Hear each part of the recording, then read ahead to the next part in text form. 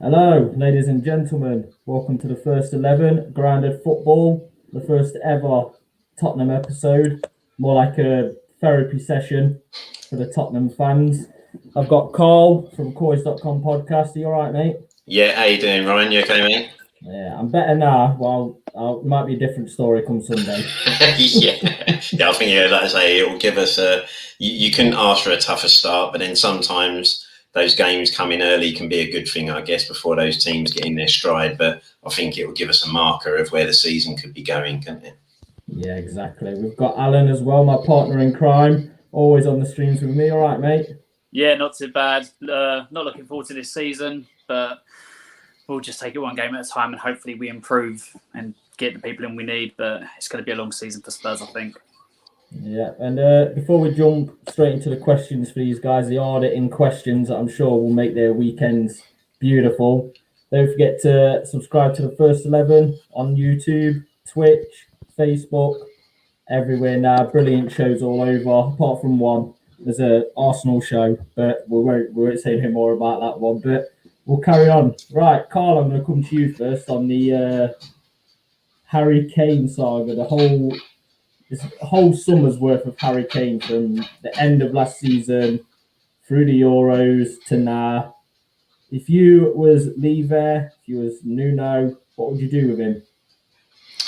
Yeah, this is a tough question, isn't it? Because ultimately you can't replace Harry Kane, can you, at the moment? You know, yes, you can get 150 mil possibly, but you can't replace that talent. It's very hard to go out and just buy enough players that can kind of give you what Harry gives us. At the same time, no, you're sitting there going, but if you've got a player there that doesn't want to be there anymore, then there is a certain point where you do have to move a player on for his benefit and for the club's benefit to try and like carry on moving forward. But I think this is obviously, you know, you get a lot of people sitting there and say, well, let's get rid of the player and let's rebuild. But how many times have we said this with key players in our squad where we're saying, well, okay, let's move them on and we'll rebuild. And that rebuild has never quite worked the way we've hoped it would do, is it? So there has to come a point where you think, why don't we just try to keep these players and build around those players? But in this instance, I think it's a difficult situation. I think Harry probably has got his mind set up on going. So all we can do now is hopefully make sure that if it is going to happen, we just get the right deal for us as a club. And, you know, in my opinion, that deal has got to be a minimum £150 million from City. And City, in my opinion, have made their bed on this. You know, the minute City paid 100 million for Jack Grealish, you kind of then open the market up to say, well, if you're going to pay that money for this guy who is a much better player than him and will give you a lot more, we're going to push the price up to where we think it needs to be. So I think City have kind of made their bed in terms of what they need to pay for Harry. And I, for one, quite rightly would sit there and say, I will back Daniel Levy to the ends here if he makes sure he doesn't let him go for less than 150 million. You know, whether people think he should go, yes, and he may have had a gentleman's agreement, but it has to be at the right deal for the club. So we've got to look after ourselves and make sure that happens. But ultimately, if I'd like to get one more year out of Harry, because I think, you know, we need him, his goals and his general all-round play to try and help us push back to try and get somewhere near top four. I'd worry if we let him go right now where the season's going, to be honest. Yeah, well, before I ask you, Alan, I'm going to add the Queen of Tottenham. She's coming into the stream now. She's finally here. We'll add Tanya into the stream. Are you all right, Tans? I'm good. Thanks for having me on. Pleasure, Alan. And I've not met you before, but hey, nice. How you doing? You okay, mate? Yeah, no, I'm all good. I can't wait to play City. I'm so excited for that game. Alan, what's your thoughts? Let me just ask all three of you this before I go to Alan on it. Would you like Lautaro Martinez if Kane leaves? Yeah, I would, yeah. Yeah. I think that one's a kind of a no-brainer, isn't it? You know, you need to get someone in. You need to get someone like that in if you're going to let Harry go, don't you? Definitely, you know, you can't then go in undercooked. And if you're going to let the prize asset go, Ings was the man that I really think we needed to get. if we were going to let Harry go, because that's proven Premier League goals. You know, there's 15 to 20 Premier League proven goals there. But anyone else, we need to make sure it's somebody that has got some pedigree behind them. Tans, are you interested in Martinez? Yeah, no, I'm all for it. I mean, I don't watch Inter Milan day in, day out. I don't know too much about Serie A, but I have heard he's a very good player. He's young and he's got goals in him. That's what we need. If we are going to get rid of Kane, we need goals. We need someone that's going to come in, hit the ground running. I think Martinez would be that player for us, but it certainly wouldn't be enough. We'd need more than that. Yeah, definitely. Alan, talk to me about Kane. Tell me about Kane. What you're thinking? So for me, I don't think, being honest, any Spurs fan would, say that, if he wants to go and win titles, he's not going to do it with us. Wish him all well because he's given us a lot for the club. I don't like the way he's gone about it himself. Now there's talk coming out that he was always going to come back at that time. I don't believe that's the case. I think that was to save face. For me, I'd rather him go if he might be a hindrance to the team. But for me, just let him go. We need to rebuild. I'm more like the Harry Kane situation. Man City haven't actually put in the offer. There's not been a substantial offer come in from him yet. I don't know if it was all done to try and make us think that we're going to let him go for 100 million. But if Grealish is going for 100, there's no way we're going to go to. I would take 120 plus Laporte. That's another option because we need massive help in defence. But I think let him go and just rebuild. We need to rebuild now, keeping him for another year, especially if he has a really bad injury-plagued season. Kane, that's going to drop it down massively, and then you can't really rebuild with half that money. If it goes that way, so I'd take the massive price now and try and rebuild correctly and move him on. Not saying he's a bad player because obviously he's our best player, but he's going to need 2 or 3 signings to replace him. Yeah, I know we've spoken about this tonight, Tans, and I know you're fed up with it all, completely done with this saga. But if Man City come in again tomorrow with 130 million, Tanya, are you taking it, or are you telling them no? We've asked for this price. We've told you this price. He's not going till you've paid us. Do you know what? It's tempting, 130 million. It really is. But when you do look at what Alan's just said, players like Jack Grealish going for 100 million, even Lukaku for 97 million, Kane really, minimum, we should be getting 150. But I'm not going to lie, 130, I'm a little bit more tempted by that. Because the thing is, I don't like keeping players that don't want to be here. And I understand why Kane doesn't want to be here. He's better than Tottenham. He deserves to win trophies. We always say it, don't we? But I just don't think the motivation levels are going to be there if he is in a position where he's forced to stay. And I don't actually agree with this whole gentleman's agreement that he's had with Levy. Fair enough. I know Levy's sold him a lot of dreams, but you still signed a contract. And yeah, he's been fooled into thinking that the club's going in the right direction. But in Levy's defence, he's well within his rights to demand the right fee for him. And I think the right fee is 150 million.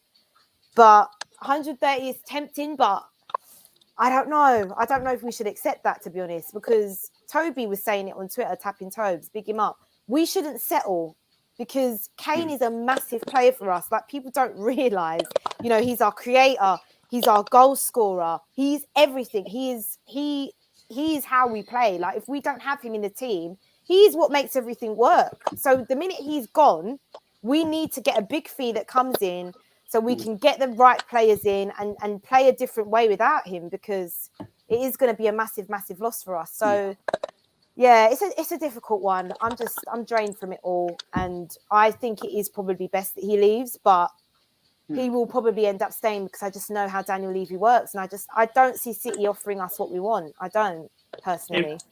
Just to jump on what I've seen some fans saying he's not worth 150. Why do Spurs think he's 150 million? But it's what he's worth to us. He's priceless. Exactly. Yeah. So we're not going to say, okay, you've got Grealish for 100 million, you can have Kane for 100 million. We're not going to do that. For us, we're going to charge top dollar because for us, he's irreplaceable. But the market doesn't work that way, does it? The player is worth what the market is worth. Now, you've had Ben White just moved to Arsenal for 50 million. And as I said earlier, Man City have made their bed now by paying 100 million for Jack Grealish. Because if you think that player's worth 100 million, then we rightly have to say, listen, if you've paid 100 million for that guy, this guy is better than him. So you've got to pay more than 100 million, and we think the guy in this current climate and market is a 150 million pound player.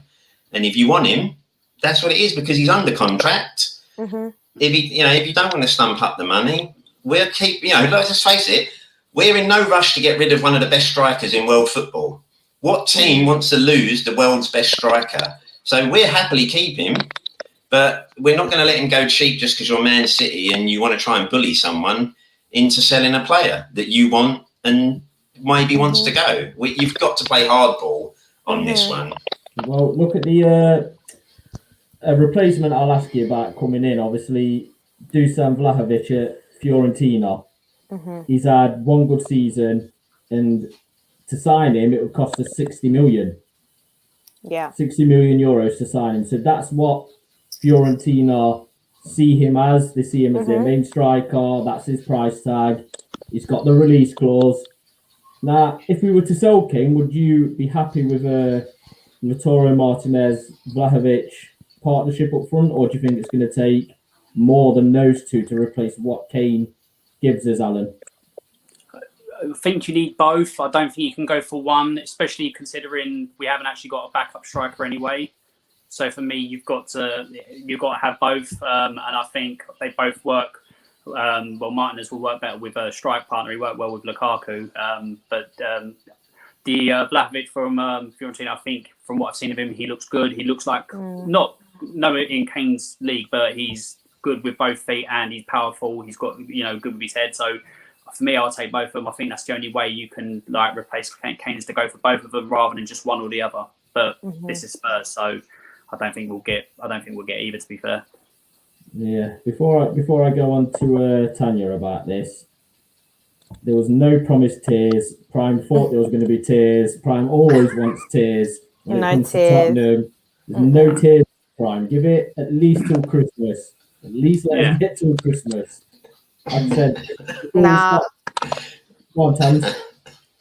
No, there will be no tears because I don't have any expectation. My expectations are very low. So I feel like last season, I think we hit such a low point. I mean, I don't know about you guys, but for me, I've never been so stressed as a Spurs fan. And I know stress and Spurs go in the same sentence always. But last season in particular, it can't get any worse than that for me. So there won't be any tears. But I agree with Alan. I think we would definitely need two strikers and we probably need like a creative midfielder. I feel like that's our issue as well. We don't have any goals from midfield anymore. I mean, you're also losing assists from Kane. So you're not just losing goals, you're losing one of your main creative players. And let's face it, from what we've seen, no one else in the side right now for me can step up and be that creative. Lo Celso isn't going to create you the sort of goals that Harry Kane did. And Dembele, well, what can we say about Dembele? I think the guy will be gone before we ever see any of that potential. So you're not just talking about goals you need to replace. Son wouldn't have had half the season he did last season without Harry. So this will be a massive blow to the side if you lose Harry this season. Absolutely. And I was going to say that we haven't replaced Christian Eriksen still. I mean, people forget, like, we used to be a team that we did have Harry Kane, but we had Son, we had Dele, we had Eriksen. Like, Dele's unfortunately not the player that he was, and then we haven't got Eriksen. So we do literally, every season we say it's Kane and Son. And now we're not even going to have Kane. Can you imagine? Like, we are completely and utterly lost. So definitely two strikers. And for me, I'd even add an attacking midfielders into that. And I think we need to improve, like, fullbacks. I think Reguilon's good, but especially right back as well. Like, people forget under Poch when we were brilliant, we had two amazing fullbacks, we had a brilliant midfield, and we had amazing attacking players. That's something that I don't think we haven't got back to. So, yeah, we need a lot of players to replace Kane. Honestly, it's scary thinking about it because it's very problematic. But I don't trust this club, unfortunately, to do that properly. But who knows? We've got Paratici now. He's got good connections. He has done an all right job so far. I'm not going to get carried away. I think people are getting a bit carried away with Paratici, calling him a masterclass and all of this crap. I don't buy into that yet. We've still got a long way to go. But I do like the players that we're being linked with. But we're linked with FC, aren't we? I mean, how many players are we linked with, and we end up with like player Z instead? So, yeah. Carl, what do you think to Prime's question? If Kane leaves, more people are going to step up, take responsibility for the shirt. Why does someone need to leave for players to step up and take more responsibility? To me, if you've got players there that are hiding because you've got one player in your side, then that tells you everything about those players you need to know. Unfortunately, you would love players to step up, but I don't see that in players like the Celso and Dembele, Bergwijn. I don't see even players like Mora. What we have there are streaky players who are just very streaky. So in Mora, you'll get 2 or 3 games where he looks really good, and then suddenly just goes disappearing for the next 4 or 5 games. Lo Celso can have a couple of good games, then he vanishes away. And some games you sit there going, is the guy even on the pitch? I think that's the problem. We've got too many players that suddenly there's games where you go, I forgot this guy was even on the pitch at the moment for what he's doing. And Dele Alli's another one of those players at the moment that you just sometimes think you're playing with 10 men there. So I don't think we've got the players there that will, just because Kane suddenly leaves, go, oh, all right, I'll take this on. It's all right, lads, Kane's gone. I'm here, don't worry.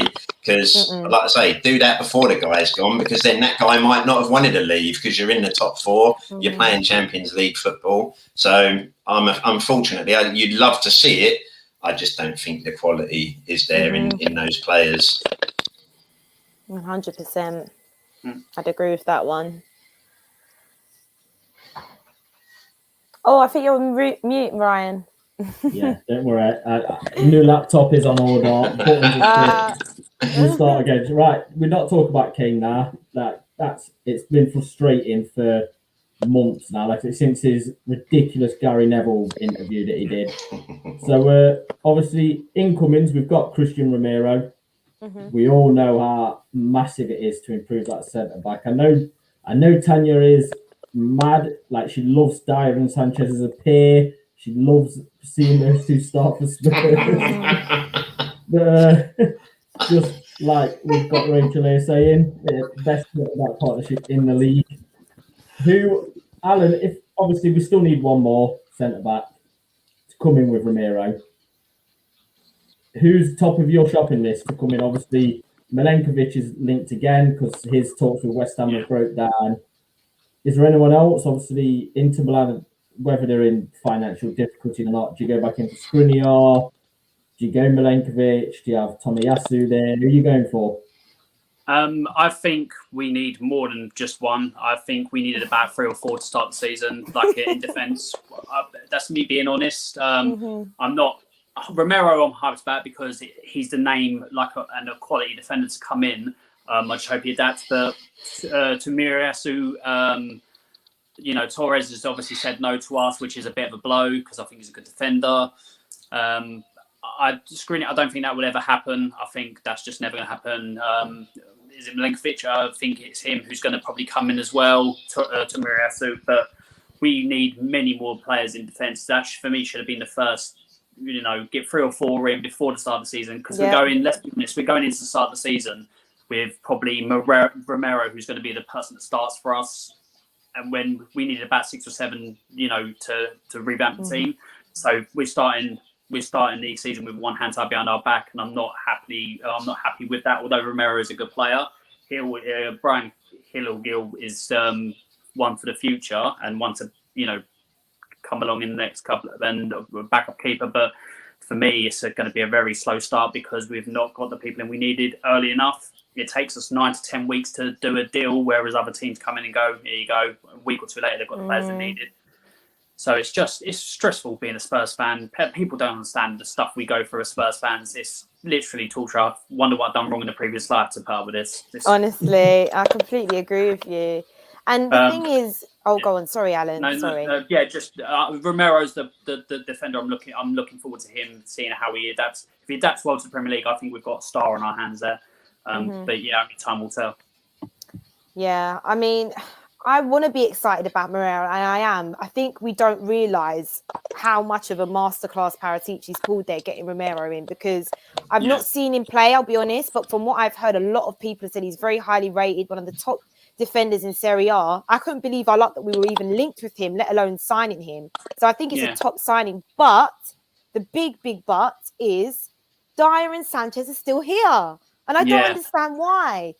I understand that teams, unfortunately, COVID, it's massively affected things in the transfer window. It's difficult to get rid of dead wood. I understand that. But it's just so frustrating that even in pre-season, why is Dyer playing? I don't understand. Like, it's just not good enough. He isn't good enough. He's not going to get any better for me, him and Sanchez. Even if you put a Romero next to him, I fear that they're going to make him look worse. We need another defender in as soon as possible. And I agree with Alan. It just frustrates me that we just don't address these things early in the transfer window. It's so obvious where our weaknesses are. It's in defence. I know that we had issues last season with Jose and his style of football, but the root cause of us losing games is defensive errors after defensive errors. So just go and sort it out. Romero took so long, and it just...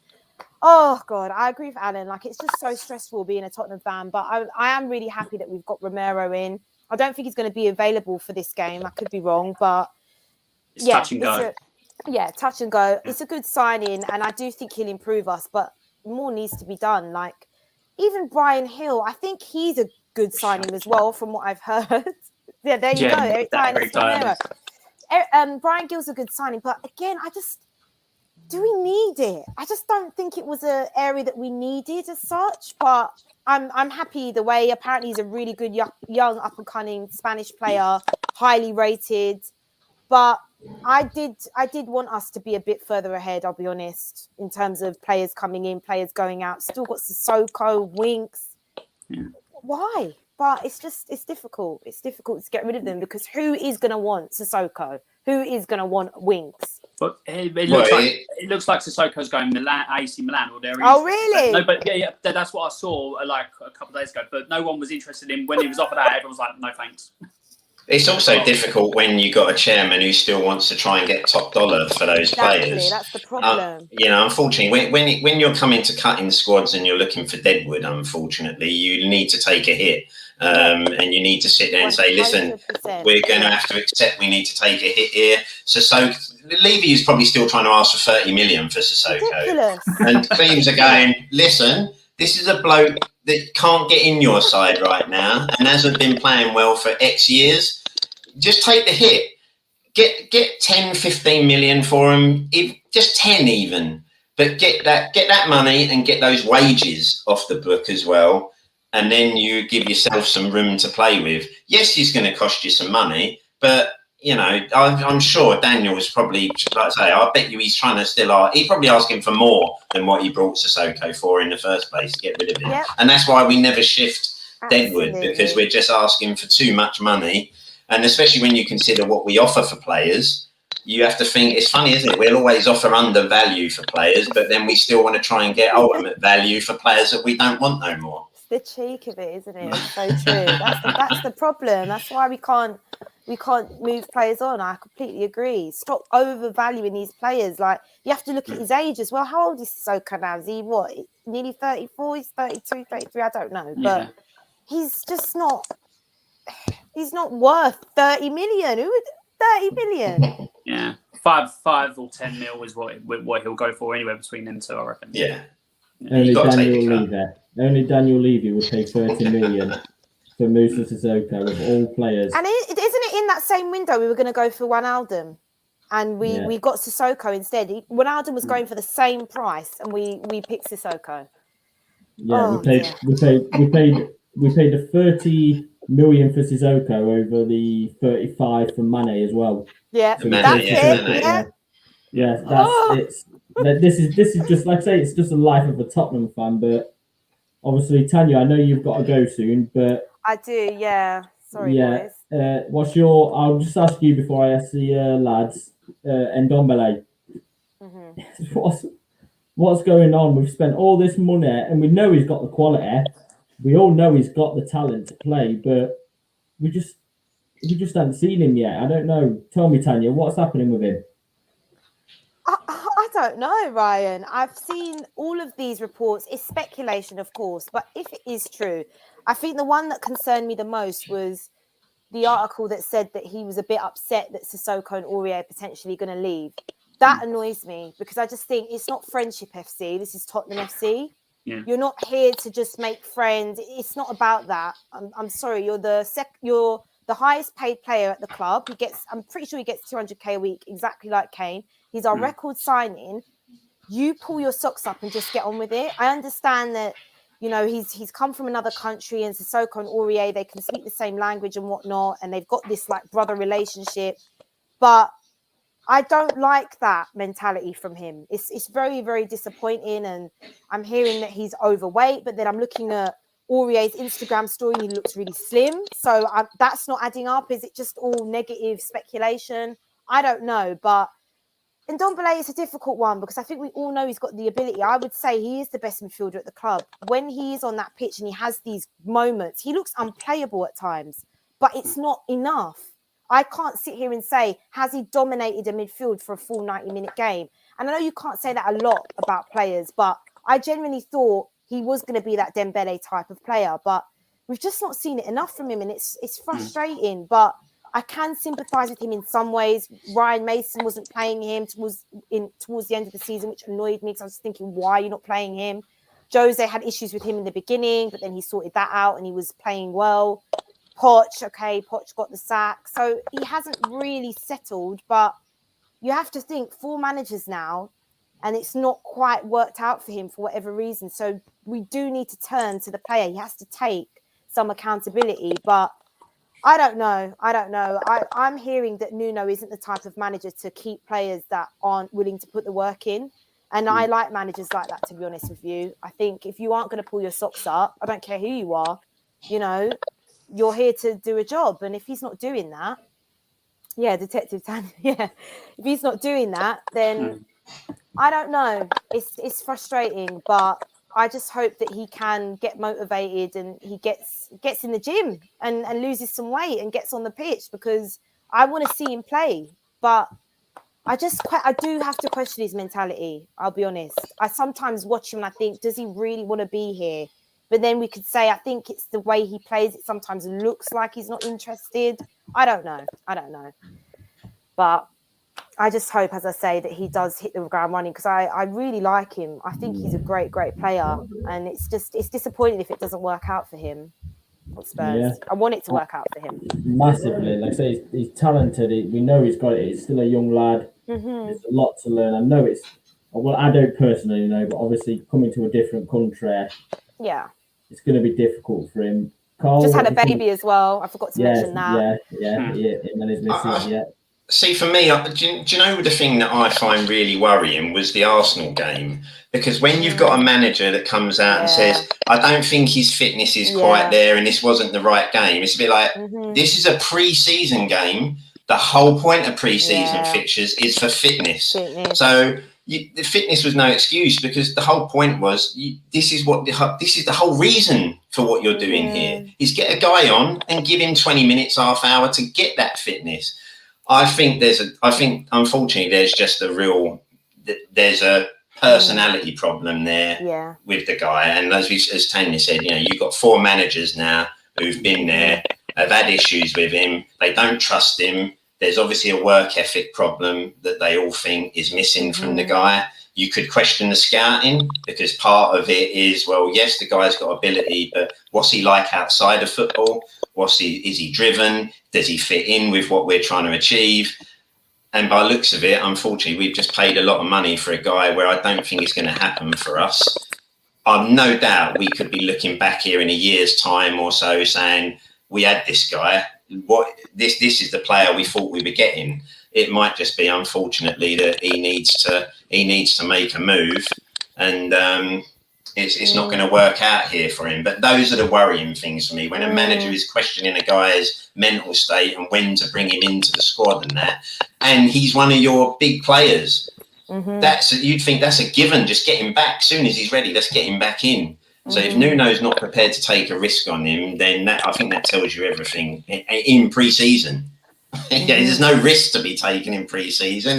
It's a free hit, But I don't think we'll see the guy make it for us. But I really wouldn't be surprised if he goes back to France and suddenly he becomes the star that we all think he can be, because I think he'll fit in somewhere, and then we'll really see him explode. We've seen it, haven't we? We've had periods where he looks like he's ready to explode, and you think, right, now we're going to see this guy's real ability, and then it just suddenly goes back down again. That's the issue. It's periods, and I'm just sick of players that just give us these spells. I mean, you said it already. We have too many of those players. It's like 3 games they look great, or for a couple of minutes they show us moments of brilliance. I don't want moments anymore. Just come in and just play well. Why are they so... it's just frustrating. And you do have to bring price tag into it. We spent a lot of money on this guy, and unfortunately I don't think he's quite lived up to it yet. And it's like, how long do you keep giving these players time? I mean, what is it? Is it his 3rd season now? Would it be his 3rd season or 4th? Yes, this will be his 3rd now. He should have adapted by now. Unfortunately, can't use that excuse anymore. The fitness and the move. That's out of it for me now. I'm judging you on the player you are on the pitch now. You've adapted. You've settled. Yes, it is. Tony said the new baby. Well, everyone needs time to adapt to that kind of thing, but most with footballers, that's a week, 2 weeks at the most, isn't it? And then they're back in the squad doing what they need to do. For me, with him, it's just mentality. I think his mentality is not right. He looks to be like a jokey kind of person, which is good. You can have that, but it just seems like he doesn't. He like Tony said, friends FC. He wants to, like, that whole thing about, if they're going, I'm not sure if I want to be there. That's ridiculous. I don't want a player with that mentality in the team. Like Dembele never had that mentality. Eriksen never had that mentality. Players that we've lost, and it looks like people are having to put up with a player that doesn't want to be there or wants to play with friends rather than play for a club and win stuff. So for me, if his mentality isn't that good, he needs to get him out of it, because it will only carry on through the rest of the team. Well, what do you think to this one, Indiana? What the Spurs? What do we really need? Like, what is it that we? A new owner. That's what we need. I know we need a lot. I know we need a miracle. I know all that. But if you could pick one, Carl, what are you going for? I think, as you say, your right back is one of your big issues there. How many times last season did we costed games by just those mistakes defensively? And for me, that was the priority area at the end of last season, was defensively. You made a great move getting Romero. That was one piece of the jigsaw. Regulon, we've still got to see. I think he possibly, we'd seen enough to say there's some talent there.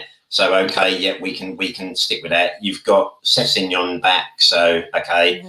The right-sided fullback position was the one that we really needed to address for me, and a centre-half. But right back would have been the one that I really would have had to go full out for. I mean, I know we're saying Doherty, and who knows, maybe Nuno's going to be the man there that gets him back to his Wolves days. I don't see it, to be honest. Again, what I saw from him last season was another fullback that doesn't use his brain when he needs to, smashing into the back of forwards when there's no need to. So you can't change that. If you're a professional footballer and you haven't got that football brain to stop doing stuff like that at this point, I don't think that ever comes out of you.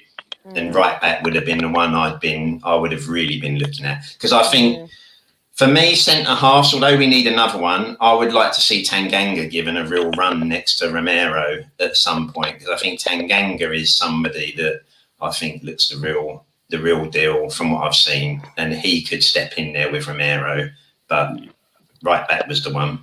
Yeah, in response to Indiana's question, there's not a quick fix. This is going to take 3 or 4 seasons. It's going to take a long time, and I agree with Tanya completely.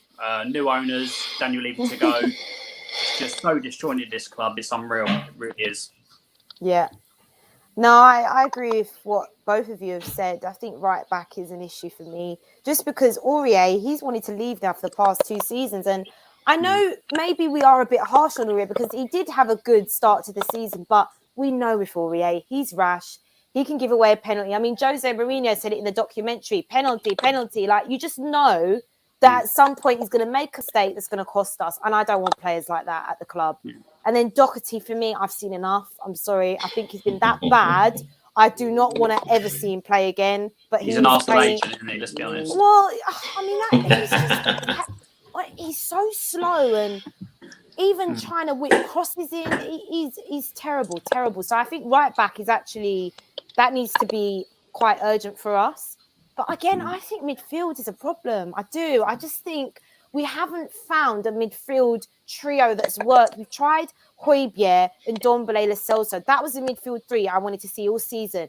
Jose tried it a couple of times. It doesn't work. For me, Dele Alli, where does he fit in? I don't like him in a 4-3-3. For me, he's lazy on the ball. He loses the ball way too easily. I think Hojbjerg, agree with Indiana's comment. I think he's a top signing for us. He was one of our top players last season. Burnt out towards the end because he was playing too much. But I think Skip coming in is going to help with that. So I personally think we need a midfielder as well. Maybe like another attacking midfielder of some sort. And yeah, defence is always going to be a top priority for us. The only thing I will say, aren't we? Yeah, that will be an interesting signing. The only thing I will say with because you mentioned Tanganga and Romero. Romero's young and so is Tanganga. I'm just thinking, do we need more of an experienced centre-back next to Romero? Like, I know Boateng is he on a free or something? I can't remember, but maybe he could come in. I don't know, but he might demand a lot of wages. I just think we maybe need a bit of experience, but I worry that this club will think, oh, Eric Dyer, he's experienced. He's played for England. He's not experienced. He's brainless. Oh, we need so much, guys. Honestly, I just feel like you can't even pinpoint it to one thing. There's just too many issues for me. We need a backup striker as well, even if Kane stays. I think, why can't we get a backup striker in? I agree with what you were saying. You know, Danny Ings, 25 mil. When I saw that, I was like, oh my god! Like, why didn't we approach him? Why didn't we get him in? Perfect. But this club just doesn't think like we do, unfortunately. No. Oh God! This club, honestly, I'm hyperventilating. They stress me out. Before I go to the next question, I'm just going to say, like, anyone who's watching, make sure to go subscribe and watch Holly. Make sure you go to her channel. 100%. I'm going to have to dash as well, boys. It's been lovely to meet you all. Well, I know you, Ryan and Alan, but it's been lovely to meet you. And you. Guys. Take care of yourself. Well. Thank you, Tanya. Hopefully we get a win. Hopefully. Right, guys, I've got one from Indiana for you here. When you look at it, I mean, whether you think he's going to leave or not, Harry Kane, what could you expect from us without Harry Kane? We're going to have to realistically change our entire system, aren't we? I'll go with you, Carl. Yeah, well, what do I expect without this side, without Kane? I expect a real struggle of a season, and possibly, you know, if you've looked at seasons in the past, when you take Kane out of that side, I think we're a bang average mid-table team, and that's what I still think we are, even with the business we've done. I think if Kane goes, I honestly see us flitting in around the sort of 7th, 8th. 9th mark, because I don't see the goals there that replaced unless you're bringing in a couple of real quality signings. And let's face it, could we get them over the line before the window closes? I'd question that. I really worry for us if Kane goes and we don't bring in the players that could kind of provide what he does for us in goals and assists. Like I say, it's not just goals. We're talking his overall game and the effect that he has on other players in the team, like Son. If he goes, I honestly, seriously think we could be looking at a season where we're finishing 8th or 9th. Yeah. Just before you go, Alan, Indiana, I'm working on it. I'm begging her every week to get Holly on. She's a celebrity now. She's on BBC. She's everywhere. You've got to wait for Holly. She's always in the bar, isn't she? You've got to try and get her out of her bar first of all. No, when we get her on, that's where we'll do it. When we actually get her on, we'll record from the bar.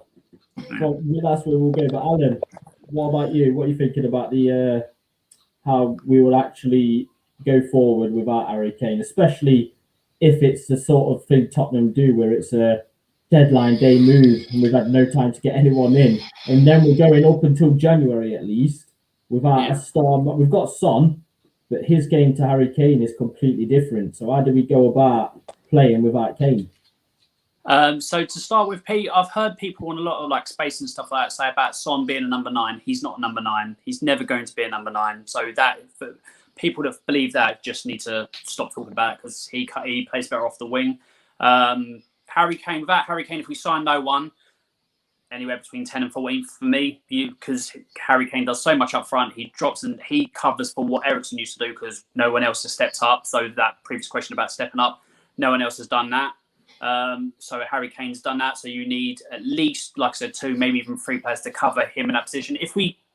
The thing is, if we do it now and do it so late, you need them 3 signings to be able to adapt, integrate into the team and do that. So for me, best case scenario for Spurs this season in dealing with Harry Kane if he goes is around where we finished last season, 7th. That's the best, because bringing in the people to cover, it's going to take some time and them to get used to, like, the team to be integrated and being able to play as a team. But I just don't see us getting the amount of people we need to cover that. So I reckon mid-table. That's me trying to be as optimistic as possible, because if we keep Kane, then I reckon top 6, like 6. But I don't see us keeping Kane, so it's going to be a very painful season for us. Yeah, I know we said earlier that we weren't going to go back to Kane, but that's just the main topic at the minute. But yeah, we'll go on to City, Carl. And I know this is another Harry Kane question that's going to happen. What are we going to do with him Sunday? Will he start? Will he be on the bench? Will he miss out completely? You know what? I think he'll be on the bench. It'll all depend how he's come back, obviously, from training, the couple of days that he's been there. But I think we'll have him on the bench and possibly look to, if things are going really pear-shaped, you might look to bring him on.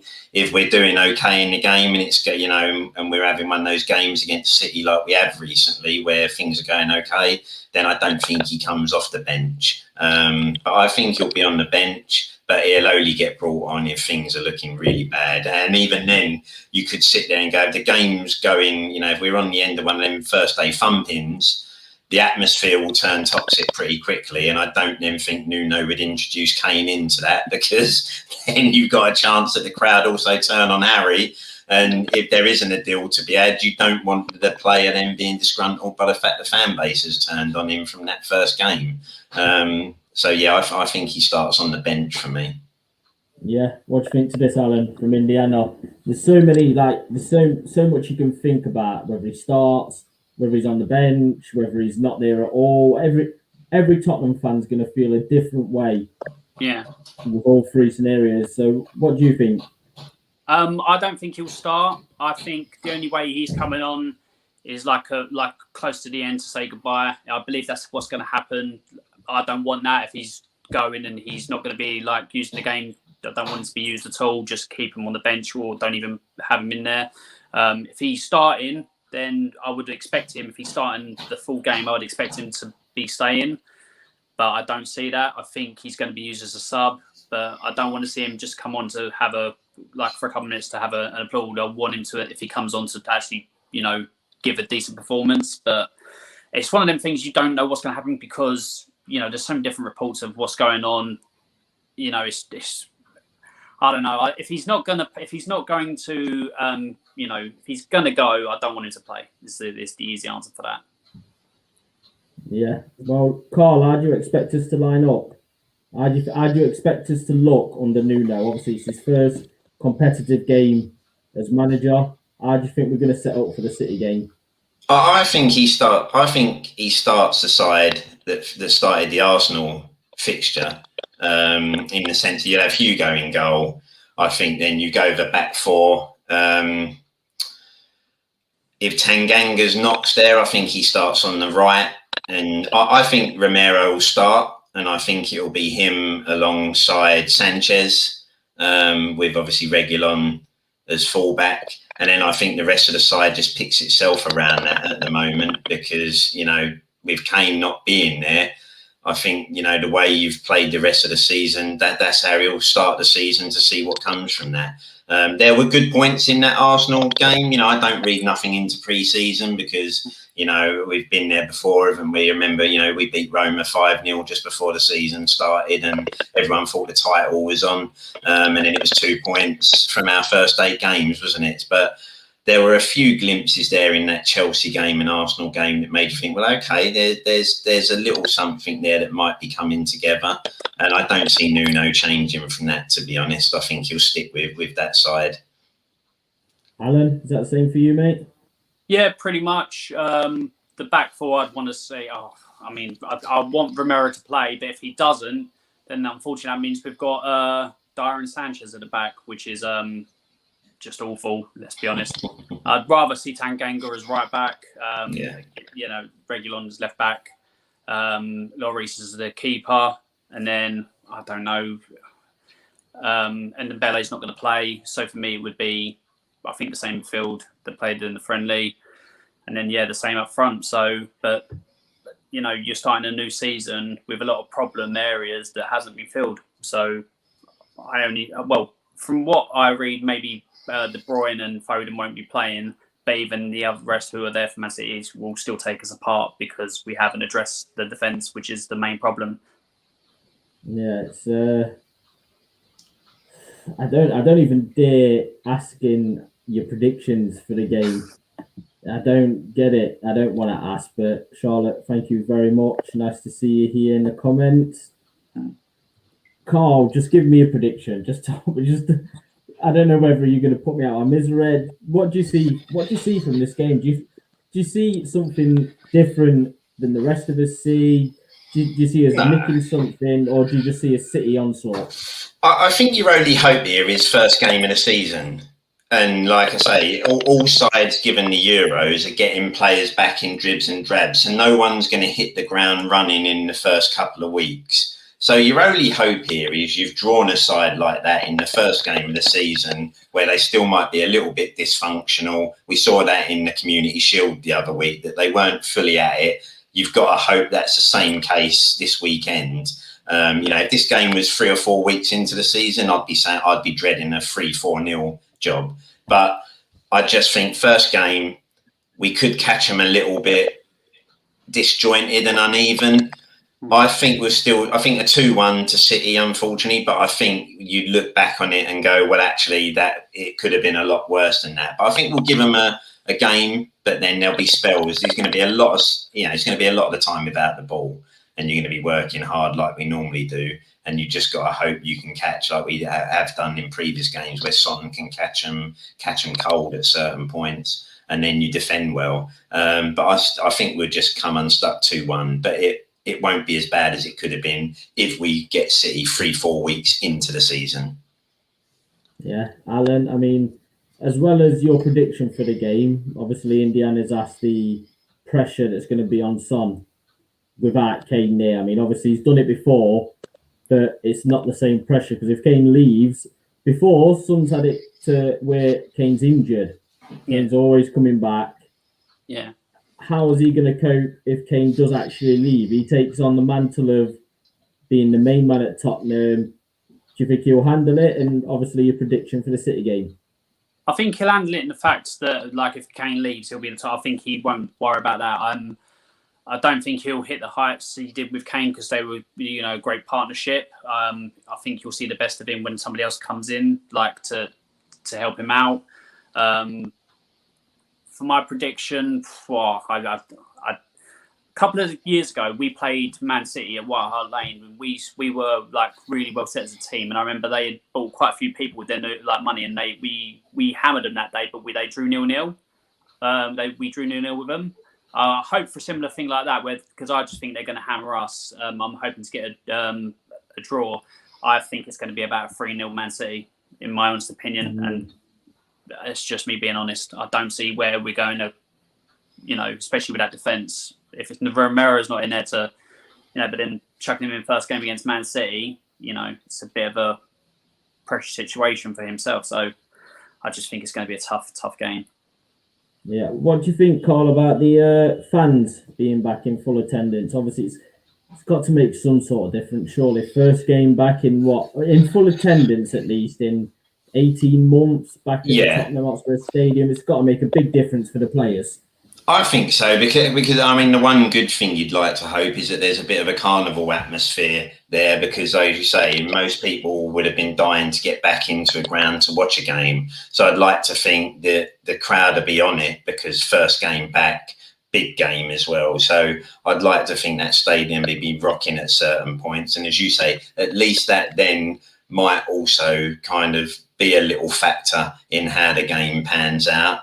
It could give the players a little bit of a lift. So that is another plus to this first game of the season as such. Again, if this is 3-4 weeks in and results haven't gone our way and we're struggling, the ground becomes a very toxic place very quickly, doesn't it? So let's hope that kind of carnival atmosphere, everyone being happy to be back in the stadium, has a little bit of a buzz. But I tell you now, 3-4 weeks into the season, if things haven't gone well, that place will be a horrible place to be, that's for sure.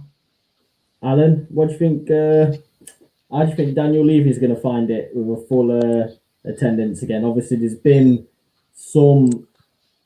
Well, I can't even say some, but I can't think of a single fan personally that's happy with what's been happening, from the Super League to Harry Kane to the spending. We've had the protest already.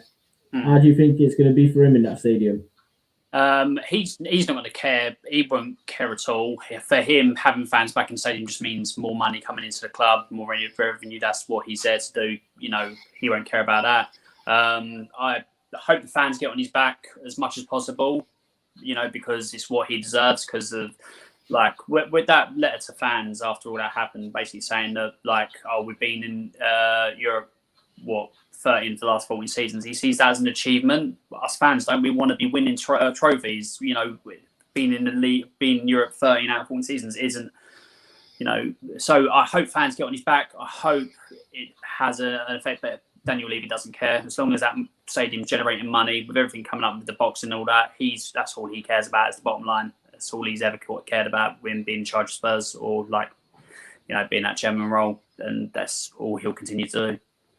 Yeah, Carl, how do you think he's going to find it? Obviously, I agree with Alan. I do think this sort of thing doesn't affect Levy. It's not the type of thing that's going to make him think, "Oh God, I better go spend some of this money that I've got in my back pocket now." But do you think he'll feel it a little bit? Obviously, I think I think there'll be a little bit of pressure, won't there? Because let's face it, there's always been a kind of Enoch out and Levy disgruntlement amongst the fan base for a good while now, but that's never really shown itself in the ground on match days and everything like that, to the extent that we've seen since the sort of Super League. I think, as I say, if things don't go the way we're hoping and the season gets off to a really bad start, you'll see that inside the ground quite passionately. And then let's face it, if every week you got 60,000 booing and calling for your head, whether or not you ultimately care that much, it does put an element of pressure on you, and that will constantly be in the press as well each week. Oh, Spurs fans are turning, they want this, they want that. And then that does put some pressure on the club to actually think we might need to react here. We need to do something to get support back on our side. So, yes, ultimately he won't care, because, as you said, all he sees all those seats as are just pound notes, and you're just a customer reference number to the club. That's all you are. But if it's toxic in that environment, that's not a good. That doesn't look good for the brand. So, and that will be where he'll kind of have a little bit of a worry. If the Tottenham brand looks like it's not a happy brand, that will be the one thing that he wouldn't want at all. Yeah, exactly. I mean, last question, guys. Like I say, just a very, very quick one. What is your actual score prediction, Alan, for Sunday?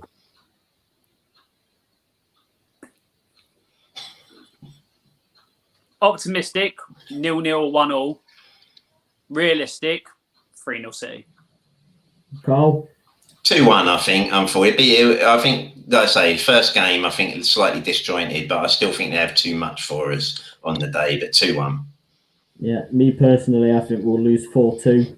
It's going to be a very, very open game. I think it will be a typical Spurs to go 1-0 up and give us all such a high and think, oh my God, what's happening? But then we'll concede 4 goals in 15 minutes and it will just straight back down to earth. But gentlemen, thank you very much for tonight.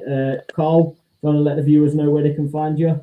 Yeah, so we're every Monday at the atcoys.com podcast with Dan Tracy and James. So if you want to give us a subscribe there, it's always good stuff. And then obviously at KGrill 2012 on Twitter, give us a follow and interact. It's always good fun. Yeah, thank you very much, Carl. Alan, how about you? Where can we find you? Yeah, you can find me on Twitter. Follow me at Alan Clark 3. And then occasionally you'll find me on the terrace talking everything doom and gloom about Spurs on air also. So, yeah, fun times. Yeah, thank you, everyone. And everyone who's watched, if you're not subscribed to the channel yet, please subscribe to the First 11. This is the place to see Indiana and Jem, Charlotte and Rachel and the legend that is Latimer's Prime. If you want Prime, come to the First 11. This is where you will find him. Everybody wants Prime, so come straight here. Facebook, Twitch, Twitter, YouTube, everything. Just come straight to us. This has been the first episode, Grounded Football Spurs. Gentlemen, I will be having you back very shortly. As soon as we've got space. Alan, you'll probably be on every week anyway, so that's not a problem. Cool. Gentlemen, good luck on Sunday. Thank you very much.